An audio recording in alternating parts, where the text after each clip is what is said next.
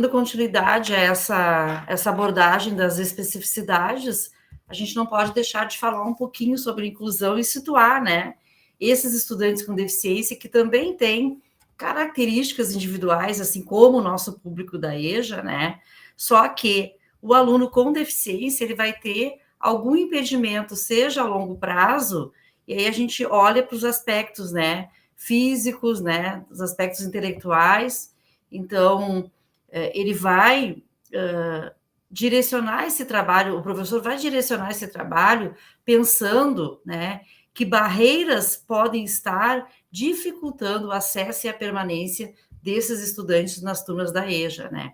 O que a escola ainda apresenta como barreira para sua participação plena, né? Para que ele tenha igualdade de condições com os demais estudantes. Então, o estudante com deficiência ele ainda tem essa particularidade. A gente tem que pensar na acessibilidade da escola, da sala de aula, para que ele tenha, né, essas oportunidades de aprendizagem, de acesso, de permanência e de êxito, né? Então, a gente parte lá de olhar como é a acessibilidade, né? Essa questão de ele poder acessar esses lugares na escola, né? Poder ter todo tipo de informação e que ele consiga, de forma autônoma, ter acesso a isso, né? Sem nenhum tipo de barreira. Isso não é só na escola, né? Não é só nas turmas da EJA. É desde quando o estudante com deficiência ingressa lá na educação infantil, quando ele vai para o ensino fundamental, médio e a universidade, e quando ele interage na sua cidade também. Então, são aspectos que precisam ser considerados, avaliados e trabalhados constantemente, né? Porque não basta incluir o estudante com deficiência nas turmas da EJA. A gente tem que refletir sobre essas questões, né, gurias, das barreiras que podem impossibilitar a sua participação, né, na sala de aula e na escola. Então, rapidamente, o histórico, né, de como era o contexto da pessoa com deficiência da humanidade, que era, primeiramente, esse modelo que era segregacionista, né? As pessoas eram consideradas apenas pelas suas características biológicas, é um modelo muito mais olhado pela ótica médica, né? E não pela condição da pessoa como possibilidade.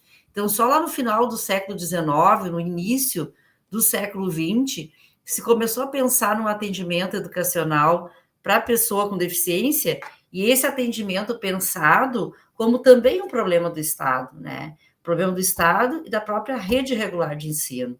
Então, a própria escola pública, ela foi capaz de acolher o que eles chamavam de portadores de necessidades especiais, né? Até hoje a gente faz, muitas vezes, uma crítica, porque ainda, né, erroneamente se fala em portador. A gente sabe que hoje o termo a ser utilizado é pessoa com deficiência. Por que pessoa com deficiência? Porque antes da deficiência, a gente tem uma pessoa, e é sobre essa pessoa que a gente trabalha, que a gente convive, né, e que a gente cria estratégias, né, para que ela aprenda nos nossos espaços educacionais. Mas lá no início do século XX, a gente tinha apenas as escolas especiais, né? Então, foi na segunda metade do século XX que aí se passou a dialogar sobre um paradigma da inclusão, né? Aí eu cito, né, ação política, ação cultural, social e pedagógica, né? Isso foi uma defesa, né, do direito de todos os estudantes. Então, na EJA, com todas as suas particularidades, um estudante com deficiência também precisa estar aprendendo, participando junto, sem nenhum tipo de discriminação.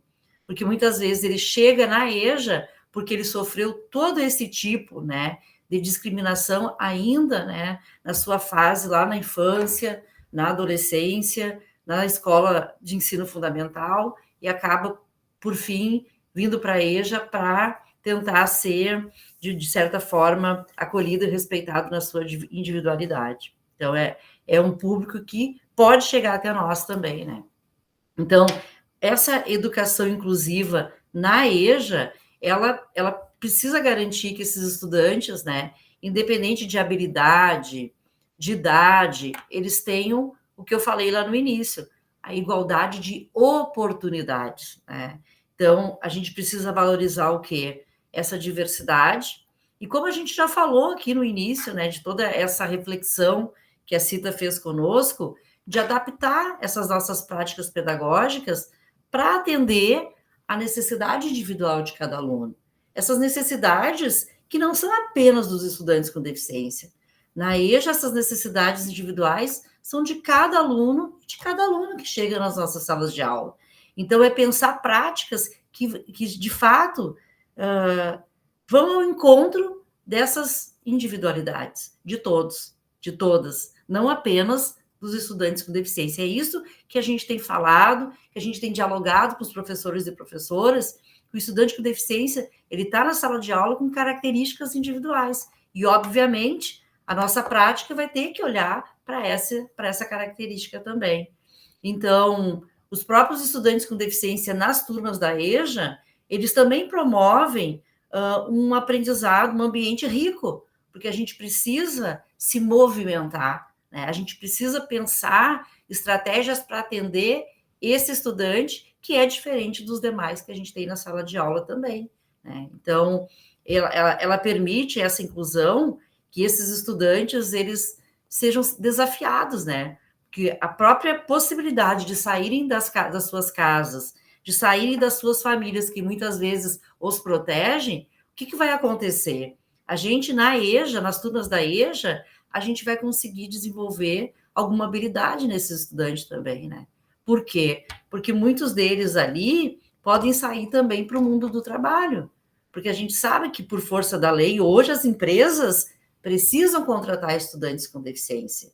Então, independente da circunstância pessoal ou profissional que eles se encontram, estar numa turma de EJA é também uma possibilidade de um futuro, né, profissional a ser contratado pelas empresas que precisam cumprir a lei de cotas e muitas vezes usa o argumento que eles não têm qualificação, até por não entender que eles são profissionais que precisam ter um ambiente de trabalho inclusivo também. Então, eu acredito muito que as turmas da EJA, talvez não só no ensino fundamental, mas médio, né, elas precisam fazer essa reflexão na sala de aula com as famílias e os estudantes, mas também dialogar com as empresas locais que vão contratar esses estudantes. Isso é bem importante, porque as vagas existem e elas precisam ser ocupadas para que eles compreendam que o ambiente educacional inclusivo é assim, mas que lá na empresa também precisa se pensar, né, acolhida, espaços seguros, né, valorizar a potencialidade, né, do seu colaborador, no caso, os estudantes de vocês que vão para essas empresas, né? Então, é um diálogo permanente que as turmas de EJA, que tem estudante com deficiência, pode promover com a família e com as empresas locais na sua cidade também. É dar possibilidades, é oferecer a este estudante formas de se desenvolver pessoal e também profissionalmente, por que não? Porque a deficiência não limita, né? A deficiência dele apenas caracteriza uma forma muito individual, onde vocês na sala de aula podem, em alguns momentos, identificar potencialidades únicas e que talvez vai gerar um futuro profissional bem bacana também para os estudantes de vocês, né? Então, incluir esses adultos, ele é desafiador, né? É experiência de vida diferente, como se aprende e também que necessidades vocês vão ter, vão encontrar, e que desafios vocês vão encontrar nessas salas, né, para educar esses estudantes. Então, como nós já falamos ali para os demais estudantes, né, a gente nem estava falando em estudante com deficiência na primeira fala da professora Cita, mas a gente falou em flexibilidade, né? Todo nosso currículo, as nossas abordagens com esses estudantes, elas precisam ser flexíveis, né? A gente precisa compreender, né, as circunstâncias individuais deles, e não só deles, de todos que a gente tem na nossa sala de aula. E vocês já falaram isso na primeira reflexão que a gente fez. Eu já falei isso também como contribuição. Então, a educação inclusiva na EJA, ela também tem princípios, né? Que é a igualdade de oportunidades, é esses estudantes estarem ali não apenas para estarem na escola de alguma maneira, né? Mas para que eles tenham oportunidade iguais aos demais que estão ali, é respeitar cada um desses estudantes, né? E, obviamente, se pensar, em alguns casos, sim, numa adaptação curricular, né, necessário, o que de fato eu consigo, de que forma eu consigo organizar meu currículo para não excluir esse estudante, né, nesse tempo que ele estiver conosco, né? E também a colaboração. Aí entra educadores, estudantes, família, esse diálogo em rede, que é para que a gente consiga fazer um atendimento mais qualificado para esses estudantes, né? Então, a gente tem princípios também. Como a gente falou no início, a gente conceituou o que são princípios, eu ainda falei que seriam diretrizes, né? E sim, são diretrizes. Para quê? Para a gente criar esse ambiente mais inclusivo e mais eficaz. A gente precisa também trabalhar com princípios. Então, ele não é diferente de tudo que a gente pensou para uma EJA, né, que, de fato, garanta não, mas pelo menos possibilite aprendizagens que vá ao encontro desses estudantes, né, com deficiência, sem deficiência, todos os estudantes que estão ali no nosso ambiente da sala de aula, né. Esse ambiente inclusivo precisa ser criado e pensado juntos, né, com todos que estão fazendo parte da nossa sala de aula. Então, pensando em alguns pontos, adaptação curricular é como a gente reorganiza esse ensino, né, como é que eu atendo individualmente esses meus estudantes com deficiência adultos, né? E isso inclui, sim, né, ajustar o conteúdo, né, pensar a metodologia, a avaliação, e a forma como a gente já falou sobre a avaliação, né, aqui no início na primeira parte do nosso diálogo, também eu acho que possibilita que esses alunos com deficiência tenham oportunidade e eles consigam se desenvolver plenamente. Nós não precisamos pensar numa avaliação para o estudante com deficiência, mas uma avaliação emancipatória, né, que garanta oportunidades, eles vão estar interagindo com o grupo, a gente não precisa fazer avaliações também tão individualizadas, mas coletivas, de forma que atenda às especificidades, como vocês falaram. Eu ouvindo, né, vocês conceituarem a avaliação e como vocês pensam, o estudante com deficiência, ele pode perfeitamente, né, estar se adequando a esse tipo de avaliação que o professor e a professora pensam na sua sala de aula. É esse olhar, né, individualizado, mas ao mesmo tempo coletivo, sem excluir ninguém, né. E também a forma de como a gente vai centralizar no aluno, reconhecendo, valorizando as experiências de vida. Então, o que eu estou dizendo para vocês vai ao encontro de tudo que a gente falou na primeira parte. Vocês estão entendendo? Não é porque o estudante é com deficiência que ele não vai precisar que nós não valorizemos as suas experiências, né? Então, o que isso envolve? Criar esse ambiente de aprendizagem que respeita a autonomia dos estudantes e que permitam a eles compartilhar suas histórias, e aí entra as histórias de vida, né, de onde eles chegam nas nossas salas de aula, e eles possam construir esse conhecimento coletivamente. Na verdade, todos aprendem, né? Aprende o estudante com deficiência e aprende os outros estudantes que estão ali, né? Porque se reconhecem, porque conhecem algo novo, porque constrói o conhecimento coletivamente, né, com as experiências de vida, o que cada um traz da sua bagagem. Então, é bem interessante nesse sentido. Então, na EJA inclusiva, também se precisa, principalmente para o estudante com deficiência, essa questão dos horários, né? É reconhecer que cada adulto ele traz uma bagagem única, né, de conhecimento, de experiência, mas que muitas vezes a gente vai precisar flexibilizar esse atendimento para que ele de fato permaneça, né?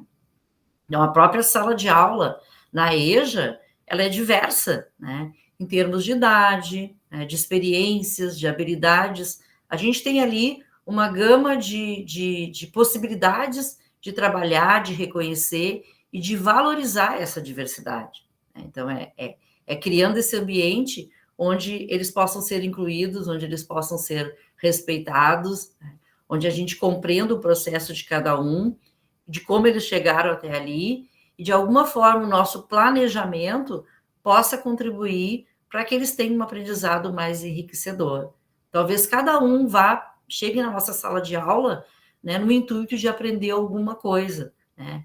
Talvez não seja aprender tudo, talvez não seja todo o currículo que a gente tenha, de fato ele vai aprender, mas algo que faça alguma mudança, né, na vida dele. Para o estudante com deficiência, isso tem um significado muito grande, muito maior. Então, o nosso papel, né, nosso papel é de promover a inclusão na EJA, né? É quando a gente demonstra essa sensibilidade, é quando a gente consegue adaptar a nossa aula, o nosso planejamento a essas necessidades individuais de cada um dos estudantes, né? Quando a gente consegue criar um ambiente que seja acolhedor e motivador. A gente fala que os ambientes da EJA, eles precisam isso, né? Então, o estudante com deficiência, quando ele se sente acolhido, ele é motivado a continuar. Então, para isso, é preciso a gente conversar, né? É preciso que a gente converse com os nossos pares, com os educadores, com as educadoras, né? Que a gente compartilhe estratégias, que a gente possa trocar, né, essas ideias, aprender umas com as outras, e isso vai enriquecendo a nossa prática pedagógica. A gente vai oportunizando que cada estudante receba o apoio necessário. Então, é muito importante que esses espaços de formação também tenham momentos que a gente possa trocar um pouquinho do que a gente tem feito, né? A semana retrasada, lá em Charqueadas, eu dialoguei com várias APAES e eu levei provocações também sobre vários aspectos que poderiam ser trabalhados em sala de aula. Aí, no caso, nas APAES, né? Nas turmas das APAES. E aí, a partir disso, a gente organizou uma mesa onde cada professor e professora que tinha alguma prática para ser relatada, elas contaram ali. Então, foi uma troca muito interessante. Então, na EJA, eu penso também que a gente pode fazer essas experiências serem compartilhadas, principalmente naquelas turmas onde tem estudante com deficiência, né? O que vocês têm feito, né? Como é que vocês têm enriquecido essa prática pedagógica que pode ajudar o professor de outra escola, de outro município, que tem feito também, né, algumas coisas diferentes em sala de aula, pode estar ajudando. Então, sempre tem que ter essa colaboração entre nós, educadores e educadoras, né? A tecnologia também, ela é uma aliada poderosa, né, para nós na inclusão, né? Então, é de como a gente utiliza essas ferramentas de acessibilidade para tornar, obviamente, né, a aprendizagem mais acessível, mais envolvente para os estudantes, independente das habilidades. Eu acho que a tecnologia, muitas vezes, elas contribuem para o estudante com deficiência ter mais autonomia, né? As próprias tecnologias assistivas que são assim, pensadas justamente para que eles tenham mais autonomia nas salas de aula. Então, é importante também o nosso diálogo, muitas vezes, com os próprios institutos federais, onde eles têm, assim, oportunizado que os estudantes pesquisem e criem muita tecnologia assistiva. Então, sempre o diálogo com os IFES, eu recomendo, porque, né, eu venho de um instituto federal, onde a gente sempre pensou muito a questão da tecnologia assistiva para estudantes com deficiência, né? Então, tem várias ideias e várias contribuições que vocês podem ter no momento que vocês tenham possibilidade de dialogar com os IFES também, né? Então, é investir um pouquinho nessa tecnologia que vai ser uma aliada de vocês na sala de aula, né? E, obviamente, a avaliação, que também não é diferente do que a gente falou, porque ela vai considerar o quê? Essas necessidades individuais dos adultos, né? Então, como vocês também já falaram, eu já tinha escrito aqui, ó, implica não avaliar apenas o resultado final, né? Mas todo esse processo de aprendizagem, né? Então, levando em consideração a forma como eles se expressam, como eles se desenvolveram, né? Como eles chegaram até vocês e tudo que eles têm desenvolvido durante as aulas que vocês dão nessas turmas de EJA. Então, a avaliação inclusiva, obviamente, né, como vocês já citaram lá no começo da nossa conversa, ela não vai apenas avaliar esse resultado final. É um processo de construção, de que vocês vão vendo a própria evolução do estudante de vocês, né? Então, o aluno com deficiência, ele precisa, assim como os demais, né, esse estímulo, essa motivação, né? Então, a gente poder reconhecer, numa palavra, num gesto, essas conquistas, né? Mesmo aquelas conquistas pequenas, né, a gente vai construindo confiança os nossos estudantes, né? Essa motivação para continuar aprendendo, para continuar criando um ambiente positivo, né? Então, esse é o papel que a gente desempenha. Eu sei que vocês, né, fazem esses esforços, vocês planejam as aulas para que esses alunos adultos eles tenham essa motivação necessária, né? E ao mesmo tempo, a gente precisa estar, a gente está inserido na escola que está numa comunidade, né? Então, como a gente vai fazer esse diálogo também com as famílias, né, e com a comunidade?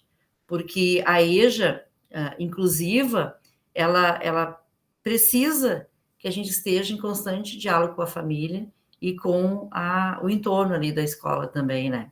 Porque a gente acaba criando o quê? Uma rede de apoio, né, que vai ajudar os nossos estudantes e aí a tentar acessar essa rede externa, né? Porque a inclusão, o atendimento à pessoa com deficiência nos municípios, ela parte do princípio que ela precisa ser em rede, né? A educação, a saúde, o serviço social, os conselhos de direitos da pessoa com deficiência, eles precisam estar dialogando, né? E aí, se eles tiverem essa base, a escola tiver esse apoio, ela consegue promover o quê? Uma aprendizagem mais integrada e também mais significativa.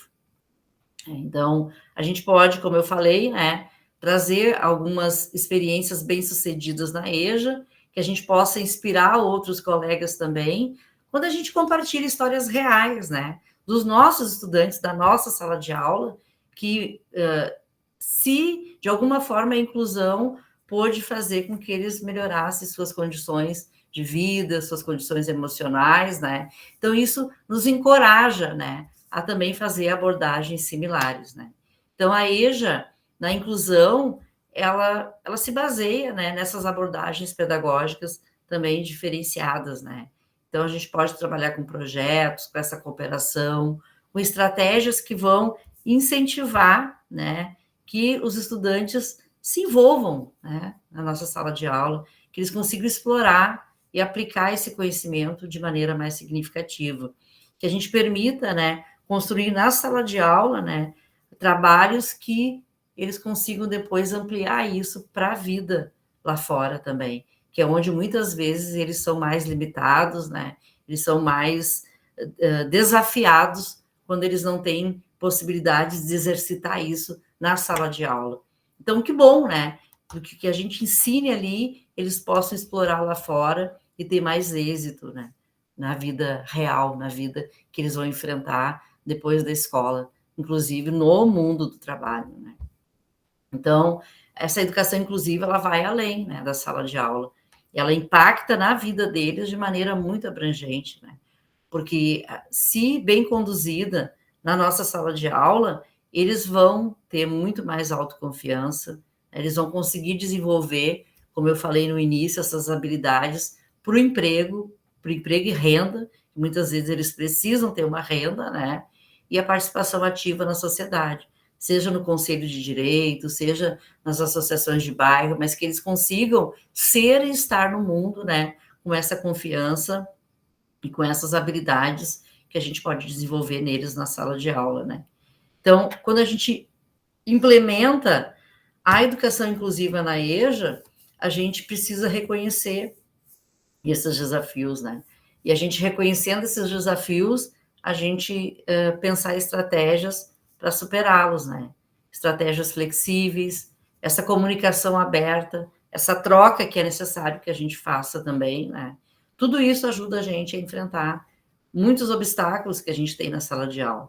Se a gente já tem para alunos considerados normais, né, normais entre aspas, diga-se de passagem, imagina quando a gente tem que trabalhar na EJA, estudante com algum tipo de deficiência, né. Então, essas práticas inclusivas, elas vão estar alicerçadas nessa troca, nesse diálogo, nessa comunicação, tanto com a família, quanto com a equipe de apoio pedagógico na escola também, porque só o professor, né, sozinho, é bem difícil fazer esse atendimento, né. Então, ele tem que ter uma rede de apoio também na escola, né, uma equipe multidisciplinar que consiga dar esse apoio caso seja necessário, né.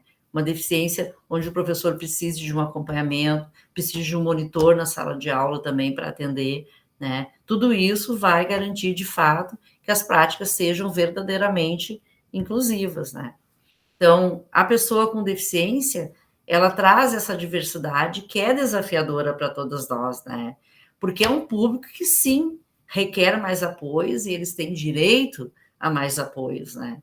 Então, como eu falei no início, é reconhecer que são pessoas, gurias, não é uma sigla PCD que os define, né? Eles são, antes da deficiência, são pessoas com condições diferentes, mas são pessoas, né? Todos eles têm uma história, uma família, têm preferências, têm habilidades e também são futuros profissionais, né? O mundo do trabalho contrata eles, precisa deles, né? Então, a nossa possibilidade de formá-los nas turmas de EJA também é possibilitar um futuro melhor até para a própria família, por que não, né? Então, depois que a gente reconhece, né, a deficiência e consegue promover esses apoios necessários na escola para superar ou simplesmente para minimizar, é porque são preconceito, as barreiras, né, que ainda tem no próprio bairro, né, na cidade, são as barreiras que impedem a participação dessas pessoas na sociedade. Então, a gente precisa pensar na eliminação dessas barreiras e não de como adaptar o nosso estudante com deficiência às condições que a gente tem. É o inverso, né? A gente elimina barreiras para recebê-los com qualidade, né, com todas as possibilidades que eles precisam para se desenvolverem plenamente, com autonomia, né? Aqui eles têm pelo direito, né? Porque o ideal é amar, né, gurias? Inclusive o diferente. Afinal, que graça tem amar uma cópia da gente? É do Braulio Bessa. Então, essas foram algumas, assim, contribuições, né, que eu trouxe para a gente refletir, né, sobre a importância de pensar uma EJA inclusiva, de pensar espaços na nossa sala de aula que, de fato, atenda todas as pessoas, né? E eu vejo que, nas turmas da EJA, tudo o que a gente pensa é o que a gente pensa lá no ensino fundamental para atender o estudante com deficiência, não é diferente.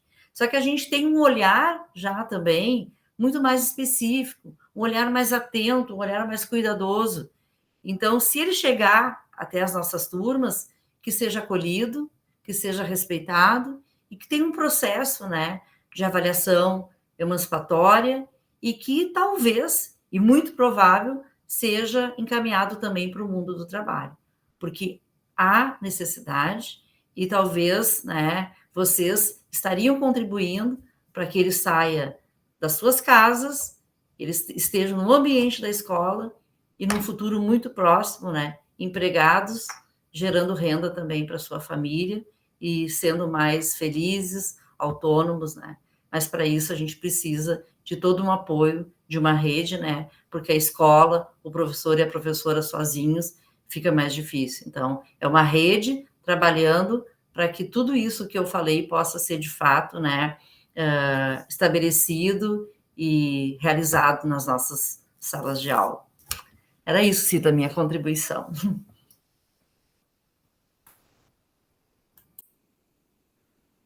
Muito bem, Andréia. Coisa boa te ouvir. Eu acho que agora a gente abre, né? Eu acho que como é que está acontecendo a inclusão nas escolas de EJA, né? Que dificuldades a gente tem, como é que a gente tem lidado com essas dificuldades. Eu acho que a gente abre agora para um debate. Pode ser? A Sim, Clara nos ajuda. eu até tenho curiosidade, assim, de saber se elas têm estudante com deficiência nas turmas da EJA, porque o meu município, que era Charqueadas, a gente recebia até no Pró-EJA, no IFSU, mas nas turmas de EJA era um número bem, bem reduzido mesmo.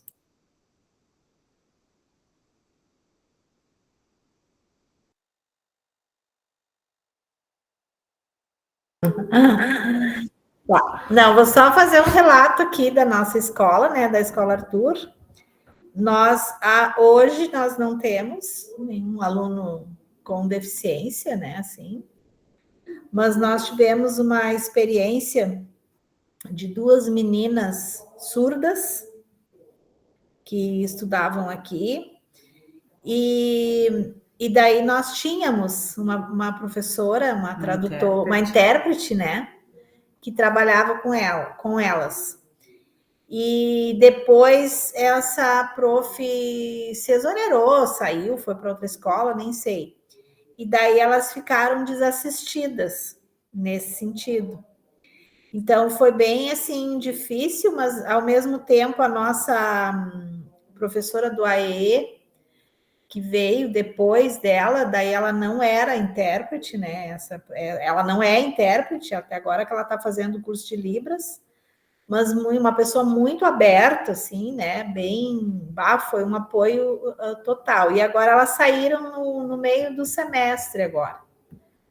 Mas, assim, foi uma experiência muito bacana, assim, né? Ter elas. Elas começaram na totalidade 3 aqui conosco, então elas ficaram vários anos, porque elas vieram para nós também, elas já são moças já, acho que tem 50 anos quase hoje, 50 já. Quase 50, e elas nunca frequentaram a escola. Então, assim, e aí elas diziam pra gente assim, podia estar chovendo canivete, que elas estavam aqui, elas não faltavam uma aula. Então, assim, para nós foi muito gratificante, assim, esse tempo todo que a gente esteve com elas aqui, e que elas não conheciam, elas tinham criaram sinais próprios para se comunicar com a família, e então elas não sabiam Libras, né? E isso foi introduzido aqui na escola, né? Então, e elas saíram assim, como é que eu vou dizer?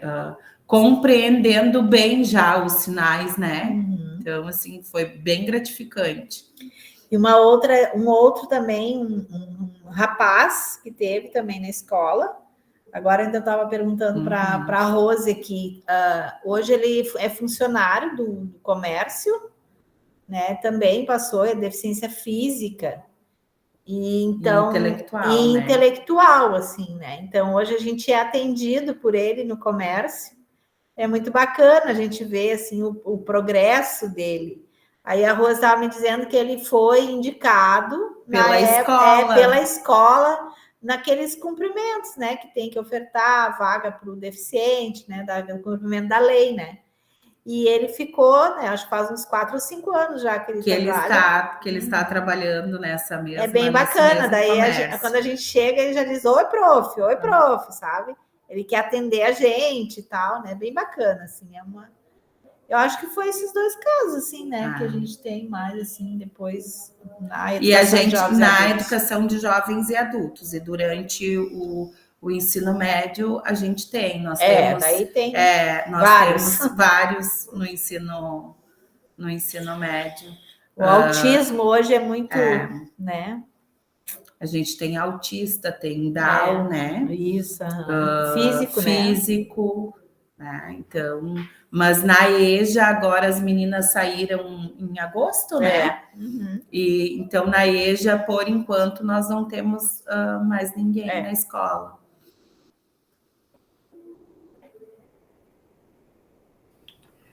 Excelente, gurias, o relato de vocês. E principalmente, assim, para as estudantes surdas, elas tinham as intérpretes, isso é importantíssimo, né? A gente, quando eu falei da questão da acessibilidade, é justamente isso, a gente não ter barreiras para que elas pudessem participar com autonomia de todas as aulas, né? E também o encaminhamento do estudante para o mundo do trabalho, né? Eu acho que a EJA, ela desempenha essa função também, porque, como eu falei, as vagas, elas existem e esse é muitas vezes o argumento da empresa, que eles não encontram candidatos e candidatas. Então, no momento que a escola, né, o estudante está na turma da EJA, e vocês mesmos conseguem fazer um direcionamento na cidade, porque acaba todo mundo se conhecendo e sabendo, né, quando há vagas disponíveis, pode dar um apoio até na forma de como encaminhar o nosso aluno para as empresas, isso é bem importante. Só que a empresa também precisa ter esse olhar inclusivo, senão chega, trabalha um pouco e não fica, né? Então, a empresa precisa ser inclusiva também. Não somente a escola ter um olhar, fazer um trabalho, pode ser até frustrante muitas vezes, se a empresa não tem um olhar humanizado e inclusivo para atender esses estudantes oriundos das turmas da EJA.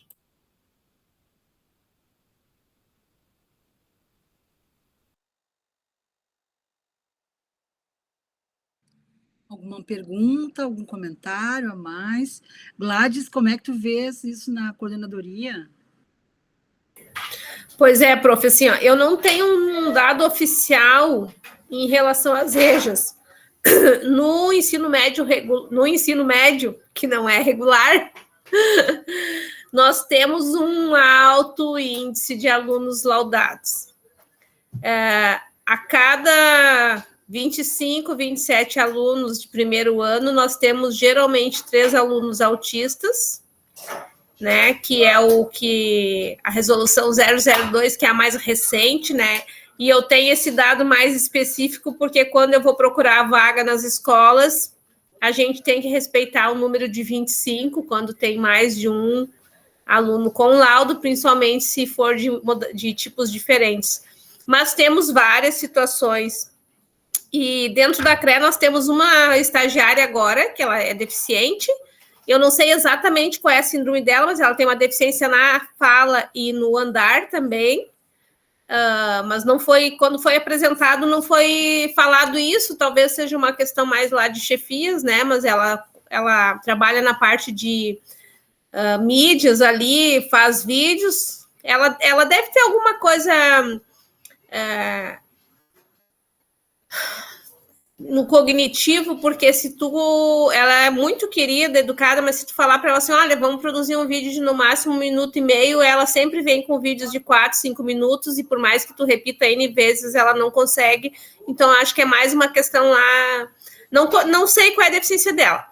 Em relação à EJA, a única experiência que eu tenho para relatar é que nós temos uma escola na rede que a supervisora me contou, e eu até vou pedir para ela no próximo encontro relatar para vocês, porque ela sabe os detalhes, de uma senhora que acompanhava o marido à noite e ficava lá esperando ele estudar.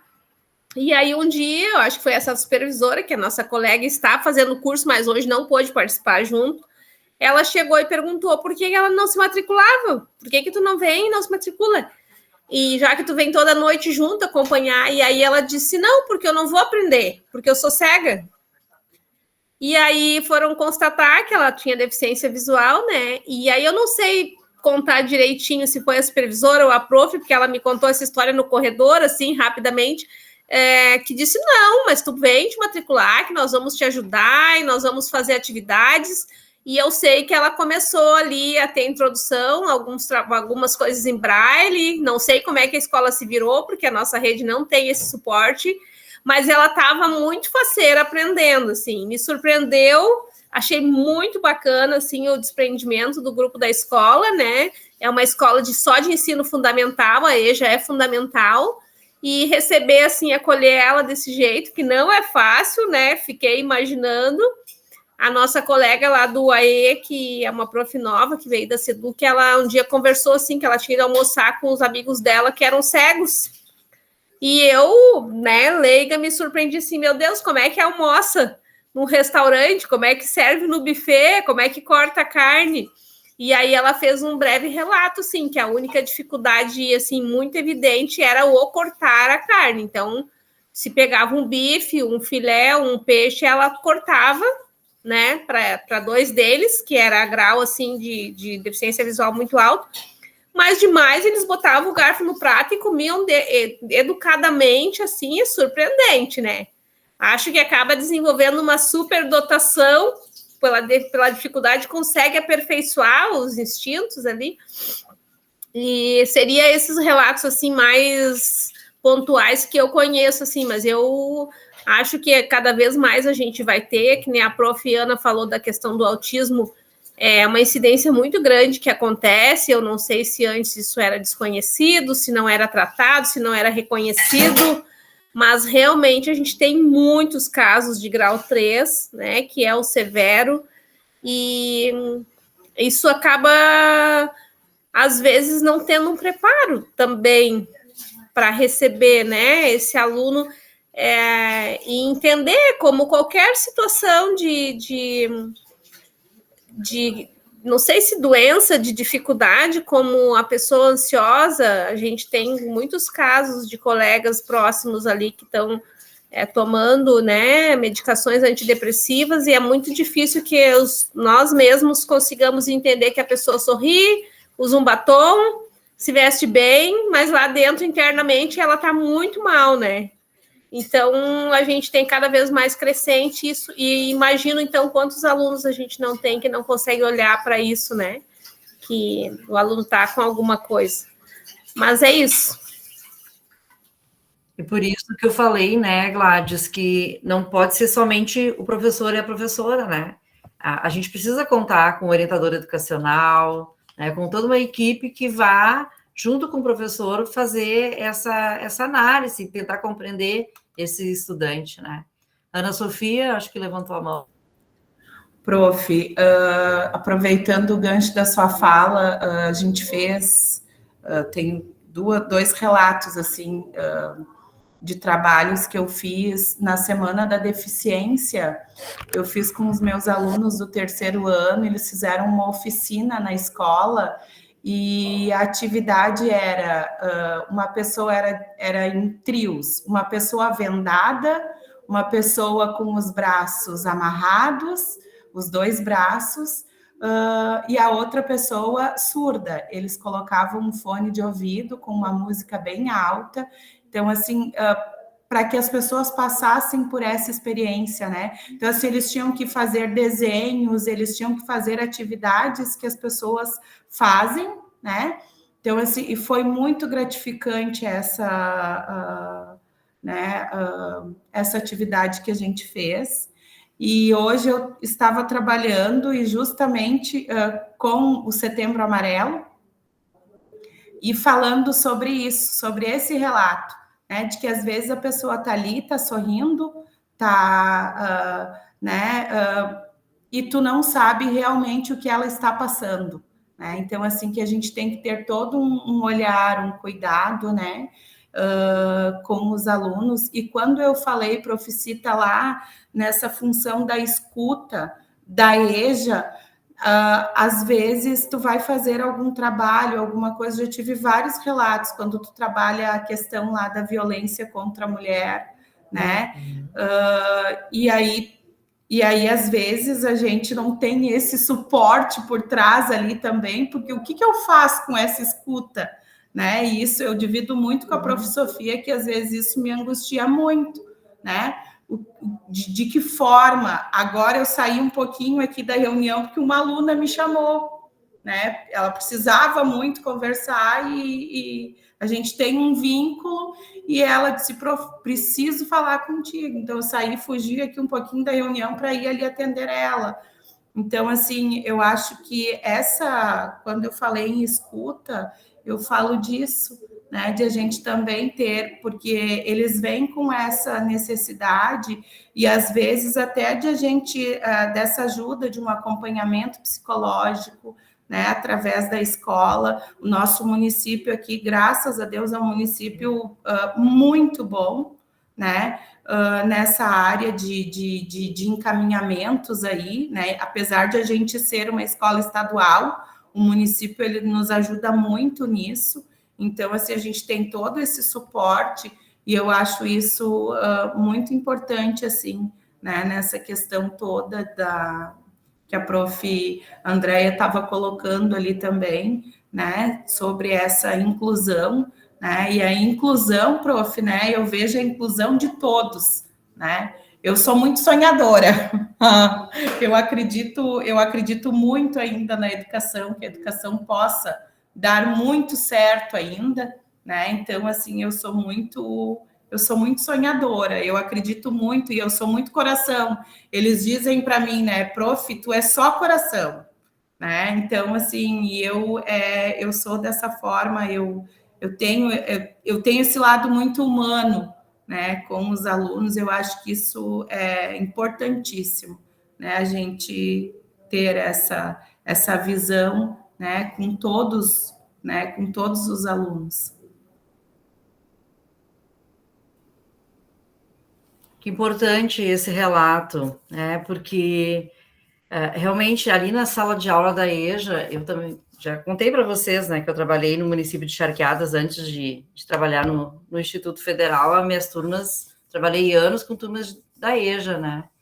E também eu fazia essa escuta, né, e como orientadora educacional, eu me envolvia muito com essas questões, e desde então eu passei a defender que o trabalho em rede, né, tanto no âmbito ali do município, ele era necessário, porque senão tu ouve e tu não sabe como encaminhar, né? Então tu tem que ter um direcionamento da tua equipe pedagógica da escola e de como as redes, né, ali de saúde, de serviço social, como a gente vai acessar isso também, porque senão fica um sofrimento e a gente acaba absorvendo isso se não tem como encaminhar, né? Então, o teu relato vai muito ao encontro dessas dificuldades, muitas vezes, que a gente passa no momento que a gente faz um trabalho mais humanizado nessas turmas, né? Claro.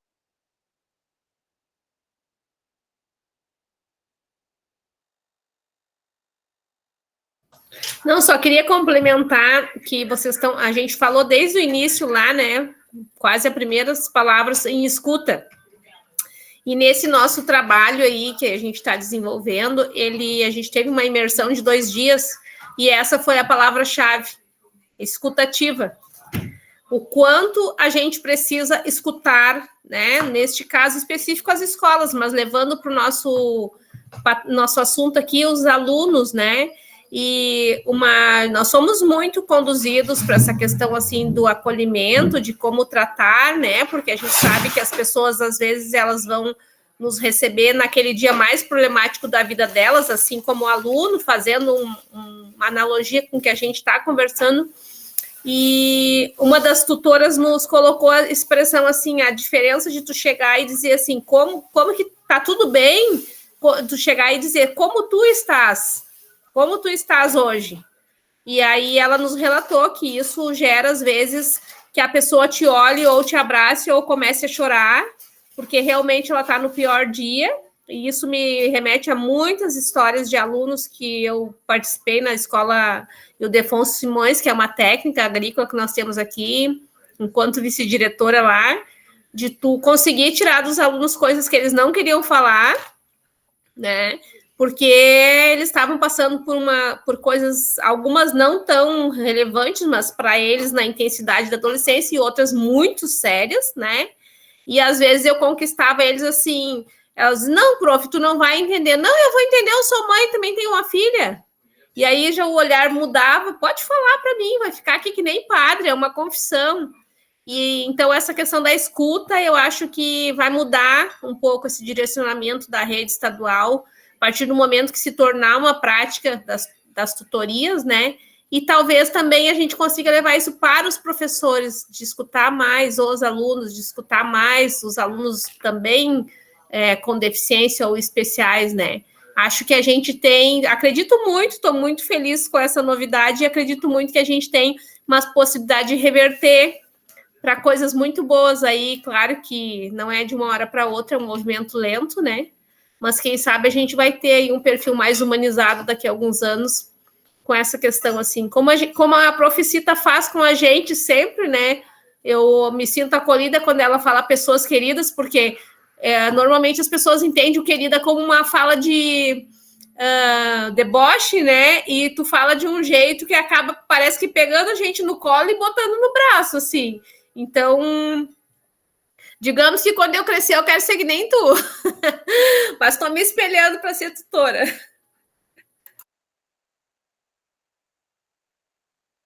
Bom, então agora, né? Mas acho que a gente está fechando a nossa noite. Eu acho que é isso, né? Estamos já aqui fechando as 3 horas de curso, de formação. Eu não sei como é que foi a experiência de vocês, porque é a primeira vez que a gente entra no Meet, né? Para trabalhar, assim, com esse coletivo. Então, agradecer, né? Agradecer o carinho, né, Gladys?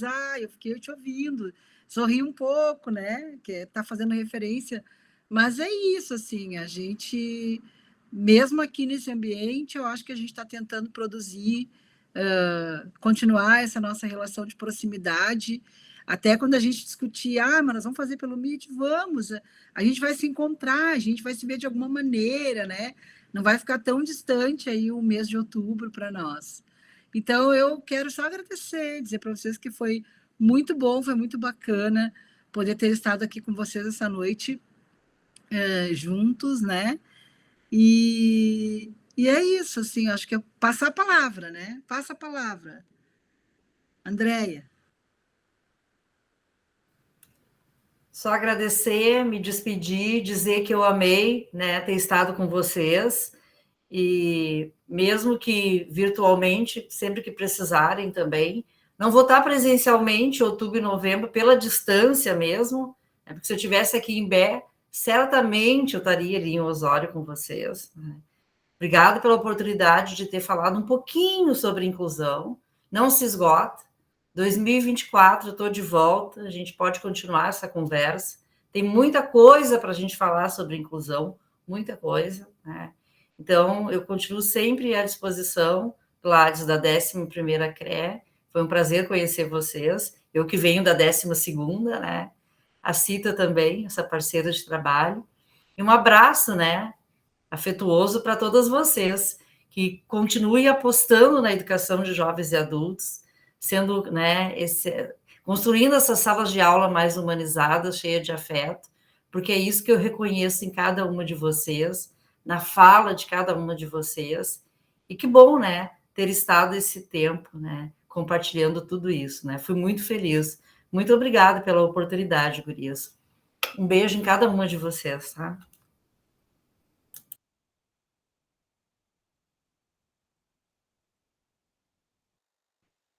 É isso? Como é que foi essa noite? Eu não posso fechar e ir embora sem ouvi-las. Como é que foi essa noite?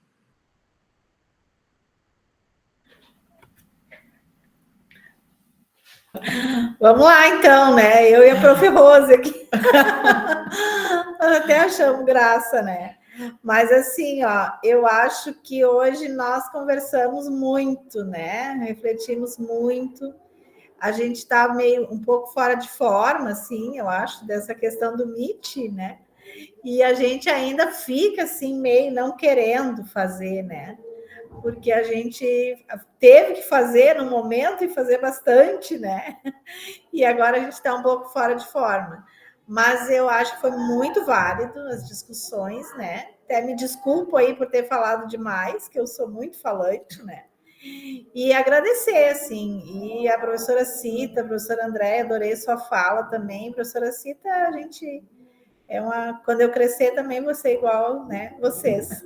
E a Gladys, eu vou continuar te chamando, Gladys, não vou deixar de te chamar, Deus o livre, tá? Mas muito obrigado mesmo, valeu, adorei. Só gratidão por essa noite. A Gladys que pensa que ela vai deixar a pasta. Também acho. Adma, Vanessa, Andressa. A Ana Paula e a Mariana colocaram ali no chat, não sei se elas estão sem microfone mas elas colocaram ali encantadora, muitas reflexões. Foi uma noite de grande aprendizado, todas as discussões foram maravilhosas.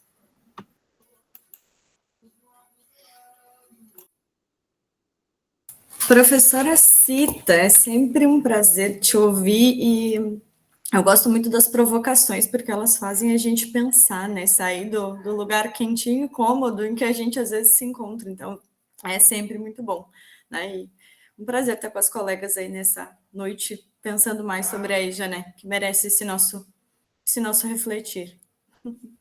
Boa noite, gente. Acho que é isso, né, pessoas queridas? Então, a gente vai fechar essa noite. Cadma. A Cadma, eu passei a tarde com ela hoje, a noite com ela. Oh, maravilha! Ai, tá bom. Muita ciência.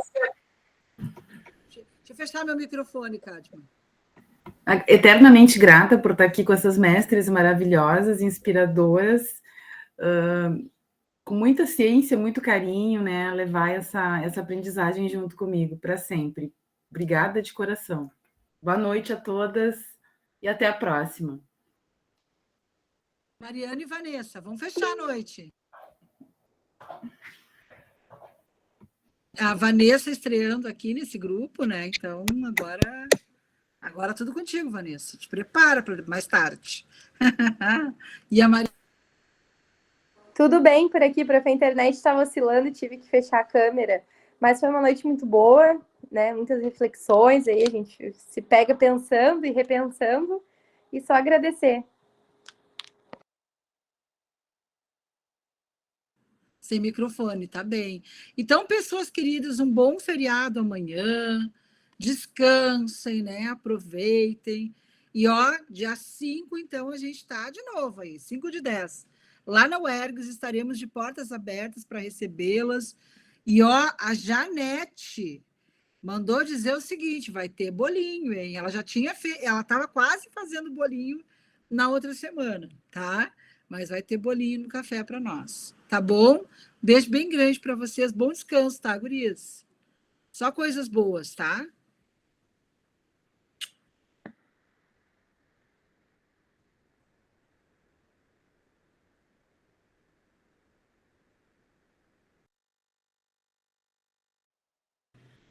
Gladys, querida, muito obrigada. Vanessa, simbora.